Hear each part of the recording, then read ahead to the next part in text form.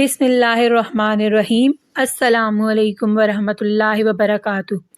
اللہ تعالیٰ نے عرش کے نیچے ایک درخت پیدا کیا ہے، اس کے پتے تمام خلائق کی گنتی کے برابر ہیں۔ اس کا نام ہے شجر المنتہا۔ جب بندہ کی عمر ختم ہو جاتی ہے اور 40 دن باقی رہ جاتے ہیں تو حضرت اسرائیل علیہ السلام کے سامنے اس کا ایک پتا گر جاتا ہے، اس پر اس بندے کا نام لکھا ہوا ہوتا ہے۔ اس وقت کے تمام فرشتے اس کو مردہ کہتے ہیں، یعنی مردوں میں شامل کر لیتے ہیں، اور وہ دنیا میں 40 دن تک زندہ ہے۔ جب 40 دن پورے ہو جاتے ہیں تو مالک الموت اس کے پاس آتا ہے اور اس کے سامنے بیٹھتا ہے۔ اس وقت بندہ اپنی بیماری کی تکلیف میں ہوتا ہے۔ جب ملک الموت کو دیکھتا ہے تو گھبرا کر پوچھتا ہے کہ تم کون شخص ہو اور تمہارا کیا ارادہ ہے؟ وہ کہتا ہے کہ میں ملک الموت ہوں، میں تمہاری روح قبض کرنے کا مجھ کو حکم ہوا ہے۔ یہ سن کر وہ منہ پھیر لیتا ہے اور آنکھیں پتھرا جاتی ہیں۔ ملک الموت کہتا ہے تو مجھ کو نہیں پہچانتا؟ میں وہ ہوں کہ تیری اولاد اور تیرے ماں باپ کی روح قبض کی ہے، اور آج تیری روح قبض کروں گا، اور تو دیکھ لے گا اپنی اولاد اور اقارب کو۔ میں وہ موت ہوں کہ اگلے لوگوں کو فنا کر چکا ہوں۔ وہ لوگ تو اس سے زیادہ مالک اور اولاد اور قوت رکھتے تھے۔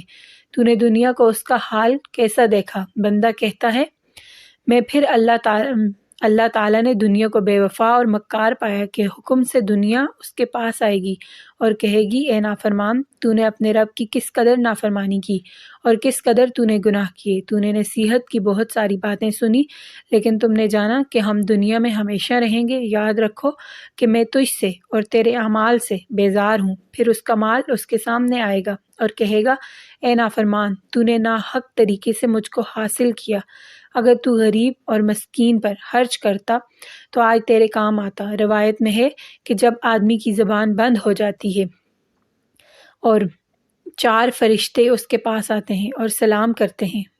پہلا فرشتہ آتا ہے، وہ بعد سلام کہتا ہے اے بندے اللہ کے، میں تیری روزی پر موکل تھا۔ میں نے تمام زمین پر پورب پچھم تلاش کیا، مگر تیری روزی کا ایک لقمہ بھی کہیں نہ پایا۔ پھر دوسرا فرشتہ آتا ہے اور سلام کے بعد کہتا ہے اے بندے اللہ کے، تیرے پانی پر موکل تھا۔ میں نے تمام زمین پر پورب پچھم تک تلاش کیا، مگر تیرے پانی کو ایک قطرہ پانی کہیں نہ پایا۔ پھر تیسرا فرشتہ آتا ہے اور سلام کے بعد کہتا ہے اے بندے اللہ کے، میں تیری سانس پر موکل تھا۔ میں نے تمام زمین پر پورب پچھم تک تلاش کیا، مگر تیرے واسطے ایک سانس بھی کہیں نہ پایا۔ پھر چوتھا فرشتہ آتا ہے اور سلام کے بعد کہتا ہے اے بندے اللہ کے، میں تیری عمر پر موکل تھا۔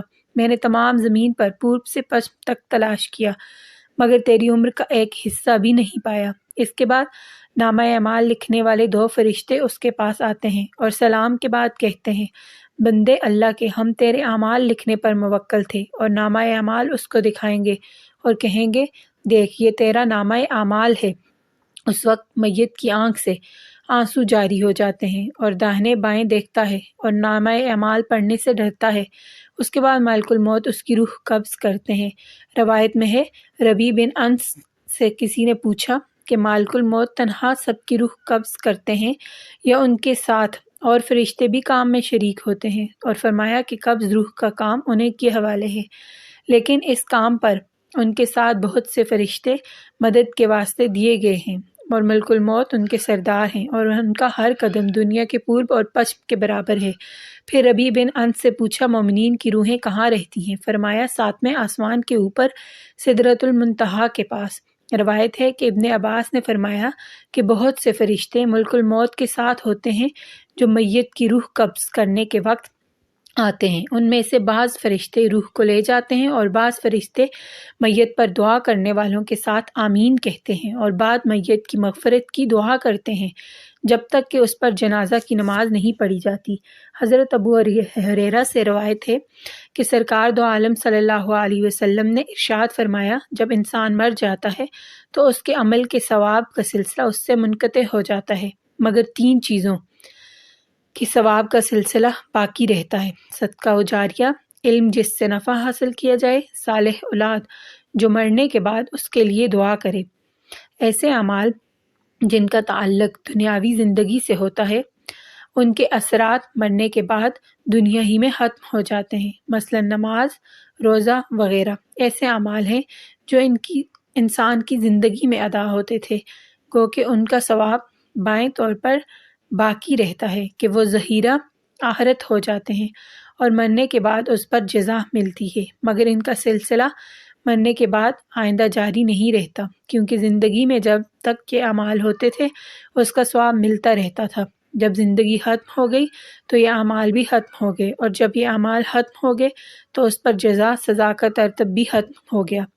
لیکن کچھ اعمال ایسے بھی ہیں جن کے ثواب کا سلسلہ نہ صرف یہ کہ زندگی میں ملتا ہے بلکہ مرنے کے بعد باقی و جاری رہتا ہے۔ ایسے ہی اعمال کے بارے میں اس حدیث میں ارشاد فرمایا جا رہا ہے کہ 3 اعمال ایسے ہیں کہ زندگی ختم ہو جانے کے بعد بھی ان کے ثواب کا سلسلہ برابر جاری رہتا ہے اور مرنے والا برابر اس سے منتفع ہوتا رہتا ہے۔ پہلی چیز صدقہ و جاریہ ہے، یعنی اگر کوئی آدمی اللہ کی راہ میں زمین وقف کر گیا ہے یا کنواں و تالاب بنوا گیا ہے یا ایسے ہی اللہ کی مخلوق کے فائدے کی خاطر کوئی دوسری چیز اپنے پیچھے چھوڑ گیا ہے، تو جب تک یہ چیزیں قائم رہیں گی اور لوگ اس سے فائدہ اٹھاتے رہیں گے اس کو برابر ثواب ملتا رہے گا۔ دوسری چیز علم نافع ہے، یعنی کسی ایسے عالم نے وفات پائی جو اپنی زندگی میں لوگوں کو اپنے علم سے فائدہ پہنچاتا رہا اور پھر اپنے علوم و معارف کو کسی کتاب کے ذریعے محفوظ کر گیا جو ہمیشہ لوگوں کے لیے فائدہ مند